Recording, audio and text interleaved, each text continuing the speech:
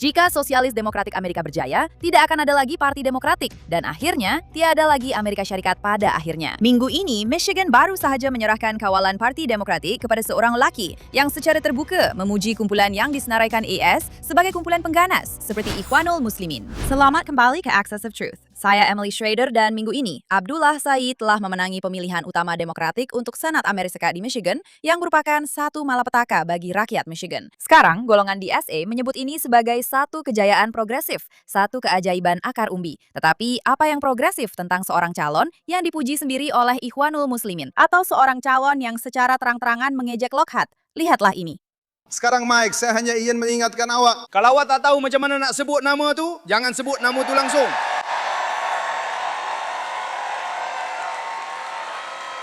Atau panggil saja saya Abdul. Inilah Amerika yang bertoleransi dan progresif seperti yang DSA mahu lihat. Sebenarnya ya, karena mereka adalah Marxist totalitarian. Tetapi kita akan bincangkan itu kemudian.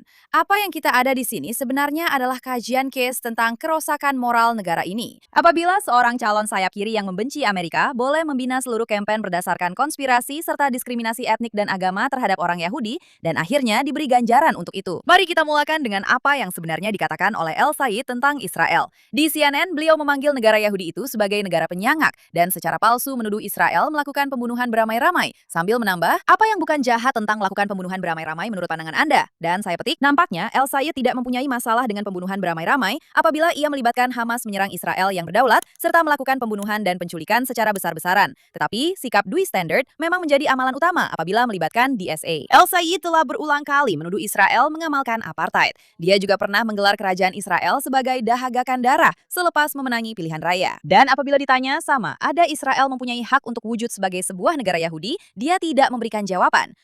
Saya tertanya-tanya, kenapa agaknya? Sementara itu, di Michigan, selepas seorang pengganas melanggar sekolah Yahudi di sebuah sinagog dengan keretanya dalam cobaan membunuh kanak-kanak Yahudi Amerika, tindak balas beliau adalah orang yang terluka akan melukai orang lain. Kerana pengganas itu mempunyai saudara yang merupakan ahli kumpulan pengganas Hizbullah yang terbunuh dalam pertempuran di Lubnan. Lihatlah. Orang yang terluka akan melukai orang lain. Keganasan adalah satu kitaran. Ayman al-Zawahiri kehilangan ahli keluarga, termasuk 2 orang anak, dalam satu serangan udara di Lubnan minggu lalu. Mereka adalah orang yang tidak bersalah. Dan kemudian, dalam satu perbuatan jahat akibat kemarahan yang tersasar, dia coba melepaskan dendam itu kepada kanak-kanak tidak bersalah, yang tiada kaitan dengan kehilangan anak-anak tidak bersalah yang dia kehilangan. Kecuali mereka berkongsi agama yang sama. Sekarang, El Said juga enggan mengatakan bahwa pembunuhan Hitler zaman kita, Ayatollah Khamenei, adalah sesuatu yang baik, karena beliau mempunyai konstituennya yang menurut katanya berasa sedih. Benarkah? Tetapi semua ini menjadi lebih jelas apabila kita lihat bahwa calon ini sebenarnya membina seluruh kampanyenya dengan menjadikan serangan terhadap AIPAC sebagai teras, organisasi pelobi Amerika yang dibiayai sepenuhnya oleh rakyat Amerika,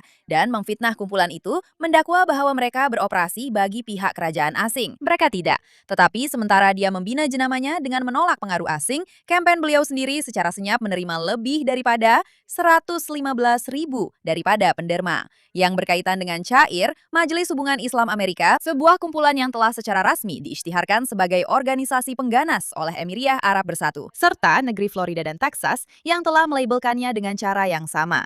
Sekarang, senarai penderma termasuk pengerusi lembaga kebangsaan CARE, bendahari kebangsaan mereka, dan pengarah eksekutif CARE sendiri, Nihat Awad, lelaki yang sama yang berkata bahwa dia gembira melihat Hamas menerobos keluar dari Gaza pada 7 Oktober. Jangan kita lupa bahwa CARE adalah rakan konspirator yang tidak didakwa dalam perbicaraan pembiayaan keganasan Yayasan Tanah Suci. Tetapi jejak wang El Said menjadi lebih mencurigakan apabila Anda faham bahwa bapa mertua El Said sendiri adalah salah seorang penyokong keuangan terbesar Super PAC yang menyokong kampanye beliau. Bapa mertua itu menganggotai Jawatan Kuasa Pengasas Persatuan Islam Amerika Utara, yang juga merupakan satu lagi organisasi yang dinamakan sebagai rakan konspirator yang tidak didakwa dalam kes pembiayaan keganasan terbesar dalam sejarah Amerika. Ya, inilah lelaki yang berkampanye untuk mengeluarkan wang asing daripada politik. Tetapi ini bukan kali pertama El Said menunjukkan di mana simpati beliau sebenarnya. Pada tahun 2011, semasa musim bunga Arab, beliau sebenarnya menulis satu artikel pendapat yang menggesa rakyat Amerika untuk menyokong kebangkitan Ikhwanul Muslimin di Mesir. Beliau juga menandatangani ikrar sokongan kepada pemimpin Ikhwanul Muslimin, Muhammad Morsi. Itulah, sudah tentu, Muhammad Morsi yang sama, di mana pemerintahannya yang singkat dicemari dengan tindakan keras terhadap penentangan dan usaha ke arah pemerintahan syariah. Dan adakah saya sudah sebut bahwa Ikhwanul Muslimin adalah sebuah organisasi pengganas yang diiktiraf di Mesir, di Emiria Arab Bersatu, di Syria, Rusia, Bahrain, Dan bahagian tertentu juga diiktiraf di Amerika Syarikat, di mana ia mempunyai cawangan yang didokumenkan beroperasi di sini, di Amerika Syarikat. Tetapi hakikatnya, mereka tidak perlu pun berada di sini untuk menyokong El Sayed, karena apabila El Sayed memenangi pilihan raya utama beliau minggu ini, laman web resmi Ikhwanul Muslimin sendiri telah menerbitkan satu artikel yang meraihkan kemenangannya. Sebagai bukti kejayaan rangkaian ini selama beberapa dekad dalam menormalkan sokongan terhadap organisasi seperti Hamas dalam politik Amerika. Sekarang mari kita bincangkan tentang siapa yang El Sayed dampingi sepanjang kampanye ini. Karena disinilah cap jari DSA jelas kelihatan dalam perlombaan ini. Hasan Piker, penstream komunis Islamis yang mempunyai jutaan pengikut, telah berkampen bersama El Sayed di Michigan State dan University Michigan, serta turut hadir sekali lagi di parti malam pilihan rayanya. Sekarang, Piker ialah seorang lelaki yang pada tahun 2019 berkata Amerika layak menerima serangan 11 September, dan dia juga menggantung surat kabar dalam paparan siaran streamnya untuk meraihkannya. Orang Islamis pelek ini sebenarnya adalah anak orang dalam yang berjalan ke sana-sini dengan pakaian berjenama, berceramah tentang komunisme, dan malah pernah berpenampilan seperti Mao Zedong untuk bercakap dengan pelajar university. Piker juga secara terang-terangan memuji Hamas dan menyeru kepada keganasan politik. Baik sangap kan? Nah, dia telah menjadi kesayangan politik baru DSA dalam kampanye mereka. Dan Anda boleh lihat betapa kukuhnya platform dasar mereka di sini daripada pengerusi bersama DSA Megan Romer. Lihatlah. Ya, jadi pendirian kami adalah Palestina yang bebas dengan ibu kota di Baitul Maqdis. Jadi, saya rasa itu boleh dianggap sebagai penyelesaian satu negara.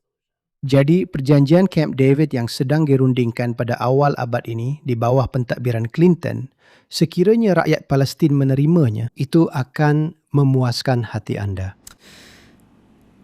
Soalan yang bagus. Saya perlu melihat butiran sebenar di sana. Saya tidak ingat secara tepat. Jadi mereka sendiri pun tidak tahu apa itu perjanjian Oslo, tetapi mereka mahu membuat dasar.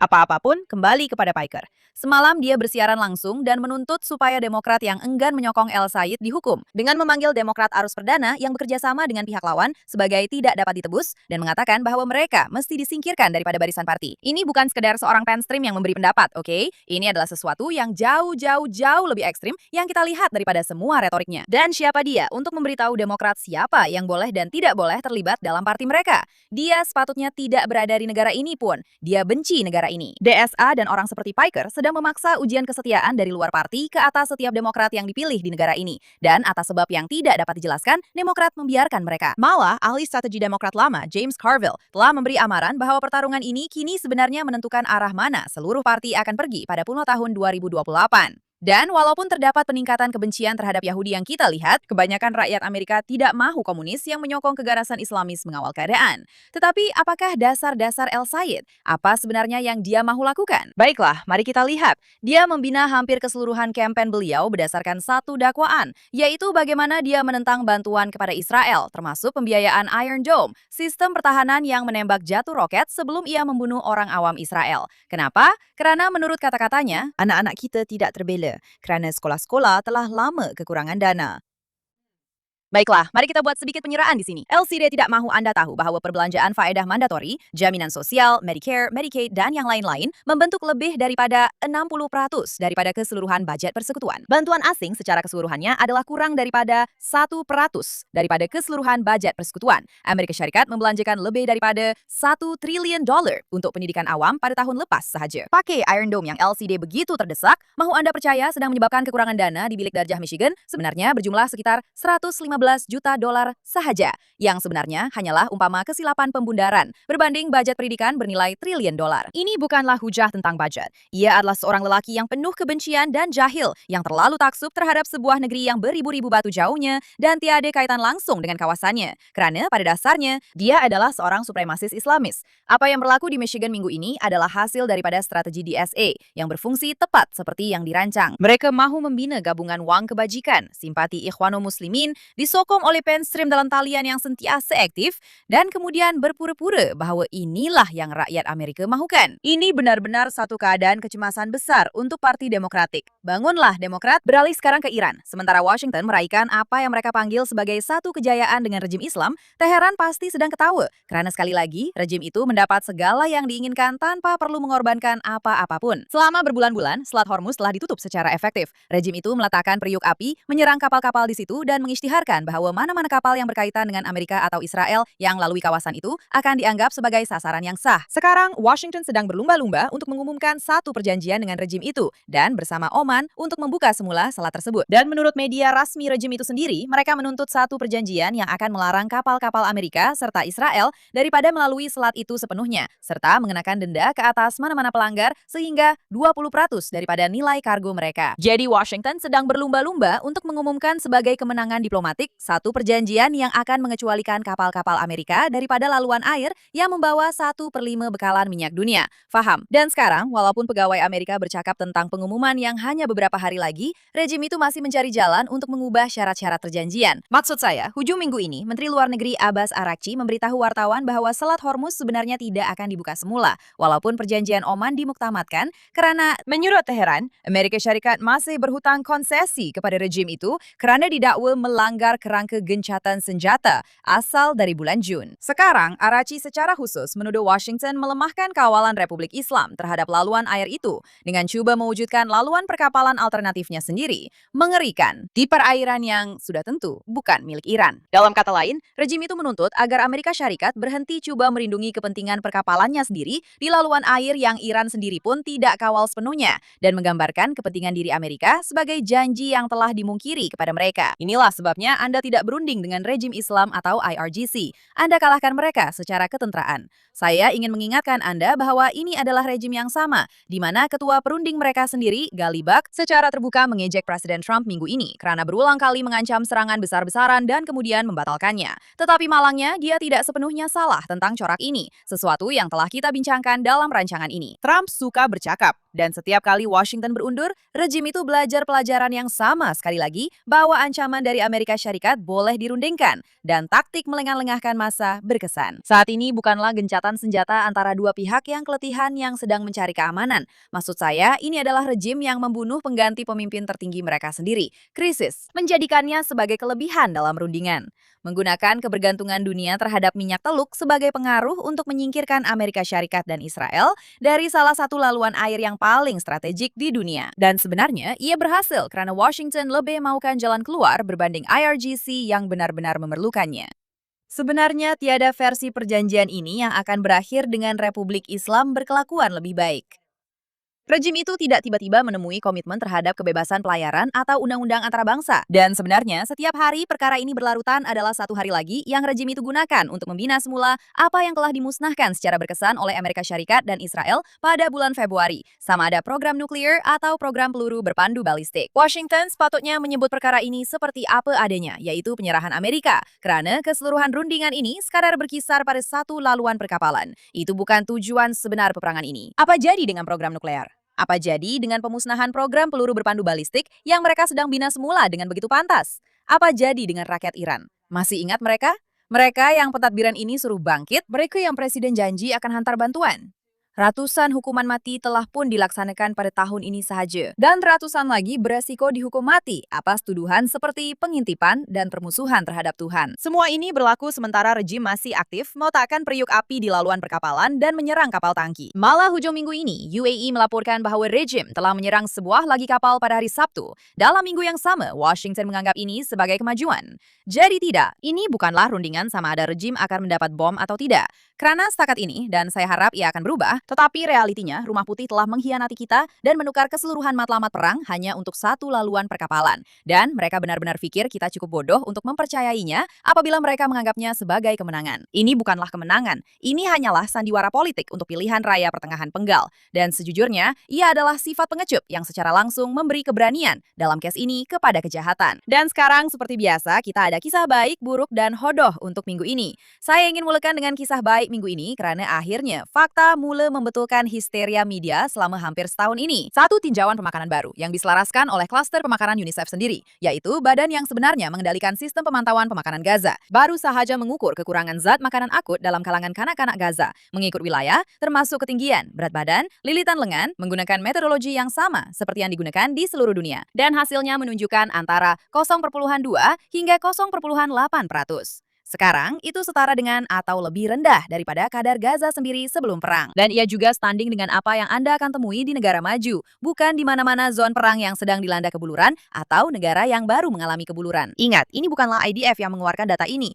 Ini adalah sistem PBB yang sama yang pada mulanya mengisytiharkan kebuluran di Gaza dan kini bercanggah dengan penentuan awal mereka sendiri. Kenapa? Karena ini adalah penipuan kebuluran Gaza. Dan sudah tiba masanya seseorang menyatakannya secara terbuka. Karena selama berbulan-bulan kita melihat gambar yang sama digunakan semula di setiap saluran utama sebagai bukti kampanye kebuluran yang disengajakan oleh Israel. Kini, New York Times menyiarkan gambar seorang budak lelaki berusia 18 bulan bernama Muhammad Zakaria Al-Mutawak di muka depannya dengan tajuk utama "Muda, Tua, dan Sakit Mati Kebuluran di Gaza". Beberapa hari kemudian, mereka menambah nota editor yang mengakui bahwa kanak-kanak itu sebenarnya mempunyai masalah kesehatan sedia ada yang menjejaskan perkembangan otak dan ototnya. Maklumat ini mereka peroleh daripada dokternya sendiri dan abang kandungnya yang turut berada dalam gambar yang sama, kelihatan sihat sepenuhnya bersama ibunya. Dan itu bukan satu-satunya case dalam insiden ini. Hampir seminggu kemudian, media menampilkan seorang kanak-kanak lain, seorang gadis bernama Mariam, sebagai wajah baharu kepada dakwaan kebuluran ini, dengan mendakwa bahwa dokter tidak menemui sebarang masalah kesehatan tersembunyi. Ternyata, itu juga tidak benar. Bilik berita antarbangsa dengan jabatan semakan fakta, dengan biro luar negara, serta sumber yang tidak terhad, mengambil gambar kanak-kanak yang sakit dan kemudian menunjukkannya kepada dunia sebagai bukti kononnya kebuluran buatan manusia. Malah, mereka mentakrifkan sendiri maksud kebuluran untuk menyokong dakwaan itu. Bukan sekali, mereka melakukannya berulang kali. Dan pembetulan yang dibuat apabila dikeluarkan hanya mendapat sedikit perhatian berbanding perhatian yang diterima oleh pembohongan asal. Jadi ya, data itu sebenarnya adalah berita yang sangat baik. Tetapi sejujurnya, kisah sebenar di sini ialah bagaimana jelas sekali bilik berita yang paling dipercayai di dunia membiarkan diri mereka menjadi sistem penyampaian propaganda untuk penipuan kebuluran Gaza ini. Dan sebenarnya, betapa sedikitnya mereka dipertanggungjawabkan atas perkara itu sejak itu. Baiklah, kisah buruk kita minggu ini adalah mengenai seorang juara kickboxing dan Muay Thai berusia 26 tahun yang hanya tinggal beberapa hari lagi sebelum digantung di Iran karena kesalahan membawa alat pemadam api. Namanya ialah Binyamin Nafiti dan beliau adalah salah seorang daripada jutaan rakyat Iran yang turun ke jalan raya di Shiraz pada Januari lalu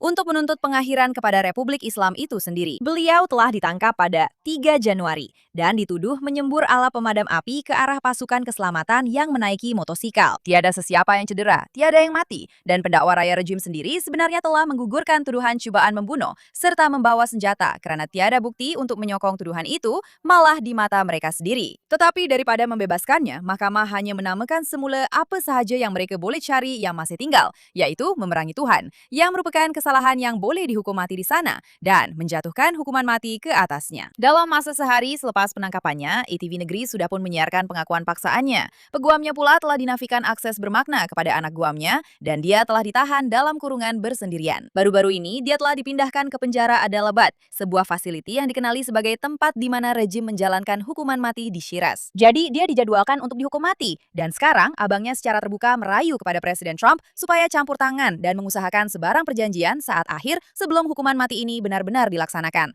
Dan sejujurnya, saya paham kenapa dia mencoba, karena kita pernah melihat tindakan seperti ini sebelum ini. Dalam beberapa kes, perhatian seperti ini sebenarnya membantu, tetapi mungkin tidak dengan Trump. Maksud saya, pada tahun 2020, beliau secara terbuka meminta rejim itu untuk menyelamatkan seorang ahli gusti muda bernama Navid Afkari. Tetapi rejim itu tetap menggantungnya beberapa hari kemudian. Sekarang, saya benar-benar berharap saya silap tentang apa yang akan berlaku kepada Benyamine. Tetapi rejim ini telah menunjukkan kepada kita siapa mereka sebenarnya. Walaupun diplomat mereka sedang berjabat tangan mengenai laluan perkapalan dan mahkamah, mereka sedang bersiap untuk menggantung ratusan orang, seperti atlet berumur 26 tahun. Ini hanya karena sesuatu seperti alat pemadam api. Tolong tingkatkan kesadaran tentang Ben Benyamin. Dan akhir sekali, kisah buruk kita minggu ini. Sebenarnya, ia lebih kepada sesuatu yang menyedihkan. Kita ada pelaut flotila terbaik Sweden, Greta Thunberg, yang muncul minggu ini di Belfast untuk pertunjukan kneecap, memakai kefie dan balaklava 3 warna Ireland. Aduh, dan siapa sebenarnya kumpulan musik yang dia pergi tengok itu? Sebenarnya, ia adalah kumpulan yang sedang didakwa oleh polis Met di bawah Akta Anti Keganasan kawasan UK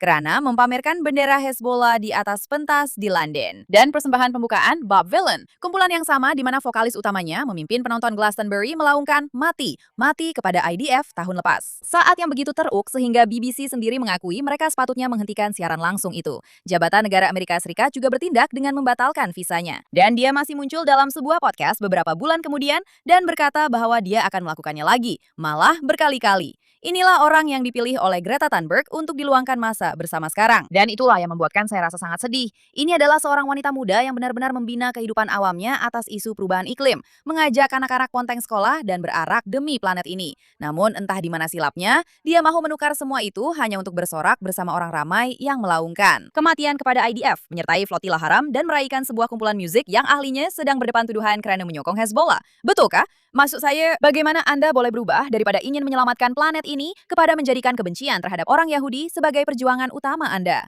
Satu perjuangan baru yang membolehkan dia terus marah kepada dunia. Baiklah, itu sahaja untuk minggu ini. Jika Anda ingin sentiasa mengikuti perkembangan terkini mengenai Iran dan Israel, pastikan Anda mengikuti saya di X dan di Instagram. Saya Emily Schrader dan ini adalah Access of Truth di JNS. Jumpa Anda minggu hadapan.